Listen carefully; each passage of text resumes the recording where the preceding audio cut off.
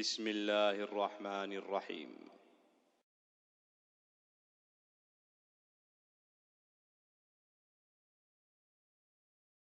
Sebelum menyimak videonya, dukung terus dakwah kami dengan cara like, share, dan subscribe. Dan nyalakan lonceng notifikasinya agar terus mendapatkan update keilmuan dari channel kami. Syukron, jazakallahu khairan katsir. Anda memasuki jendela akhirat.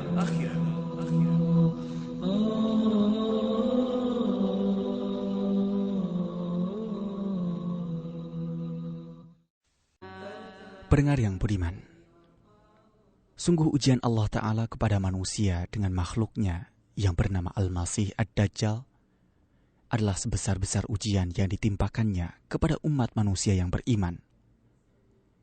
Tidak ada ujian lain yang menyamainya, apalagi yang melebihinya. Sebagaimana Rasulullah SAW telah bersabda, sejak Allah Subhanahu wa Ta'ala menciptakan Nabi Adam alaihissalam sampai ke hari kiamat nanti, tidak ada suatu ujian pun yang lebih dahsyat daripada Ad-Dajjal.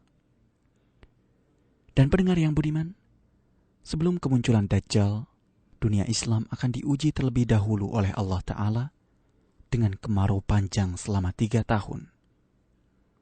Pada tahun pertama, hujan akan kurang sebanyak 1/3 daripada biasanya.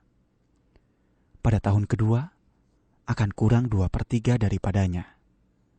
Dan pada tahun ketiga, hujan terus tidak turun. Umat manusia ketika itu akan dilanda kemarau. Di saat itulah, Dajjal akan muncul membawa ujian. Dalam satu riwayat, dikabarkan bahwa Dajjal akan memiliki bergunung roti, bergunung makanan, sedangkan orang-orang yang tidak percaya dengannya berada dalam kelaparan. Dalam hal ini, sahabat radhiyallahu anhu bertanya kepada Rasulullah, "Jadi apa yang dimakan oleh orang Islam pada hari itu, wahai Rasulullah?" Rasulullah Shallallahu Alaihi Wasallam menjawab, "Mereka akan merasa kenyang dengan bertahlil, bertakbir, bertasbih, dan bertahmid." Jadi, zikir-zikir itu menggantikan makanan. Dalam satu hadis lain riwayat Nu'aim bin Hammad dikabarkan pula, lalu Allah Ta'ala mengerahkan kepada Dajjal syaiton-syaiton yang ada di timur dan ada di barat. Dan mereka pun datang berbondong-bondong ke hadapan Dajjal dan mengajukan kesediaan mereka untuk mengikuti apa saja perintahnya. Mereka berkata kepada Dajjal, "Gunakanlah kami untuk apa saja tujuanmu." Dajjal menjawab, "Ya, aku akan berbuat demikian."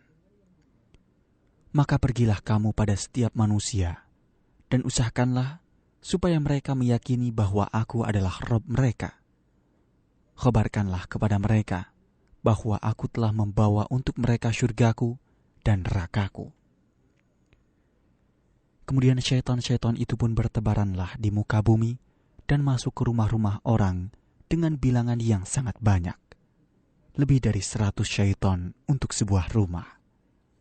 Syaitan-syaitan itu pun menjelma dalam bentuk ayah tuan rumah itu, dalam bentuk anaknya, saudara-saudaranya, hamba-hambanya, dan sahabat-sahabatnya.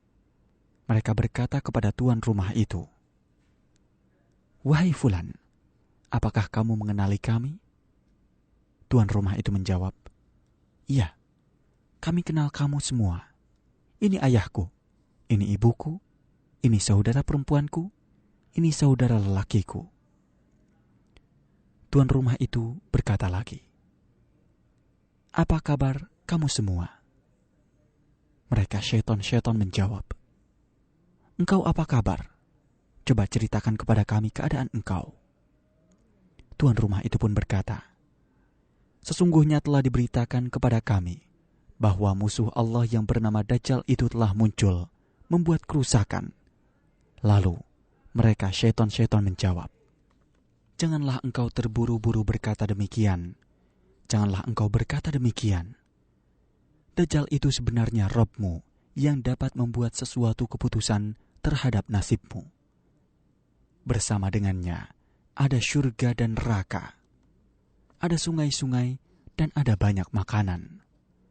Sesungguhnya tiada makanan kecuali yang datang dari sisinya, kecuali apa yang dikehendaki oleh Allah. Ketika itu tuan rumah tadi berkata, "Kamu semuanya pembohong. Kamu adalah syaitan-syaitan, dan Dajjal itu adalah pembohong besar."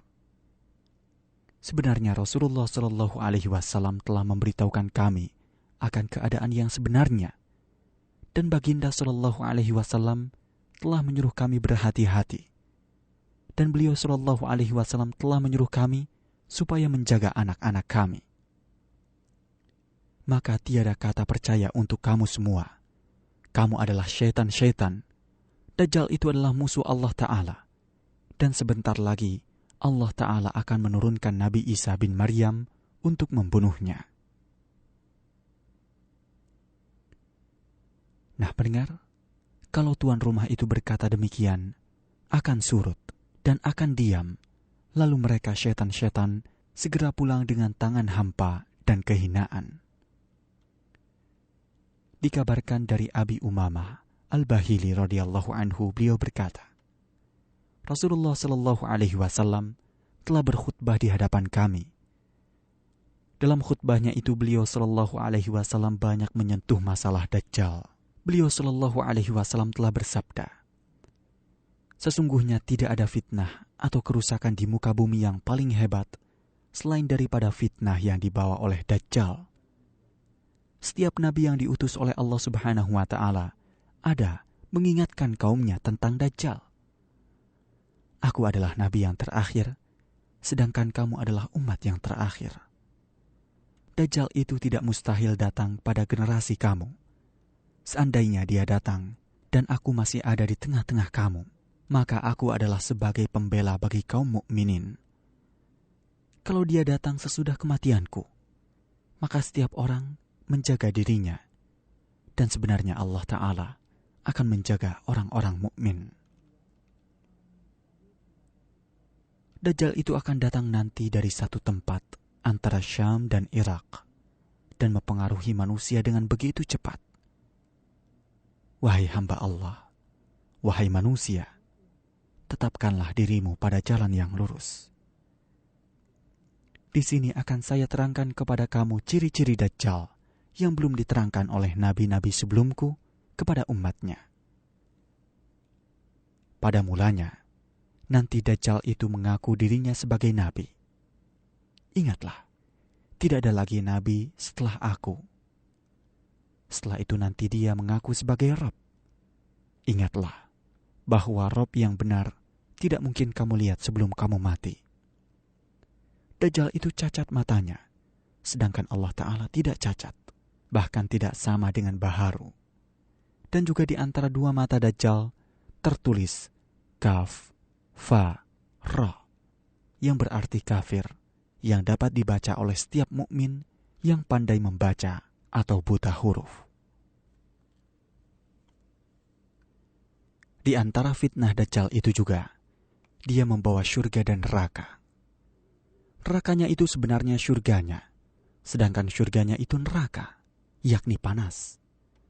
Barang siapa di antara kamu yang disiksanya dengan nerakanya, hendaklah dia meminta pertolongan kepada Allah Ta'ala, dan hendaklah dia membaca awal surat Al-Kahfi.